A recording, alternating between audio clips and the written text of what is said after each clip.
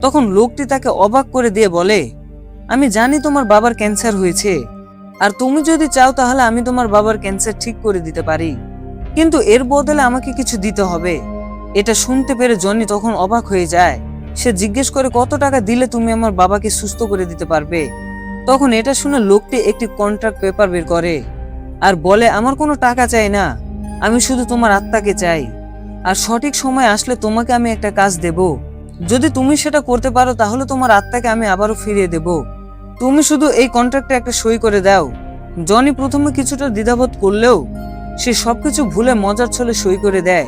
কিন্তু এমন সময় কিছু একটা খোঁচা লেগে তার আঙ্গুল থেকে এক ফোঁটা রক্ত বের হয়ে যায়, আর সেই রক্তের ফোঁটা সেই কন্ট্রাক্ট পেপারের উপরে গিয়ে পড়ে। তখন লোকটা এটা দেখে বলে, থাক, আর সাইন করতে হবে না, তোমার এক ফোঁটা রক্তই আমার জন্য যথেষ্ট।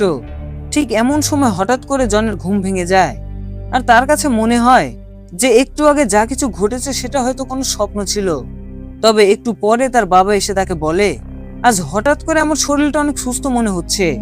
গেল কয়েক মাস ধরে আমার শরীরটা অনেক খারাপ ছিল, কারণ আমার ক্যান্সার ধরা পড়েছিল, কিন্তু আজকে সকালে ডাক্তার ফোন করে বলল আমার শরীরে কোনো ক্যান্সার নেই, এখন পুরোপুরি সুস্থ।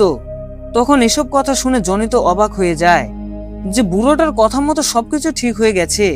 তাই সেই দিন জনি মনে মনে খুবই খুশি ছিল, আর জনি তার পছন্দের বাইকটি নিয়ে রক্সির সাথে পালানোর জন্য বেরোতে যায়। কিন্তু হঠাৎ করে স্ট্যান্ড করার সময় একটা অ্যাক্সিডেন্ট হয়, আর জনির বাবা সেই অ্যাক্সিডেন্টে মারা যায়, যা দেখে জনি খুবই ভেঙে পড়ে। তখন জনি ওই বুড়ো লোকটিকে দূরে দাঁড়িয়ে থাকতে দেখে, তবে একটু পরে সে বুড়ো লোকটি হাওয়ার সাথে মিলিয়ে যায়। জনি বুঝতে পারছিল না যে তার সঙ্গে এসব কি হচ্ছে।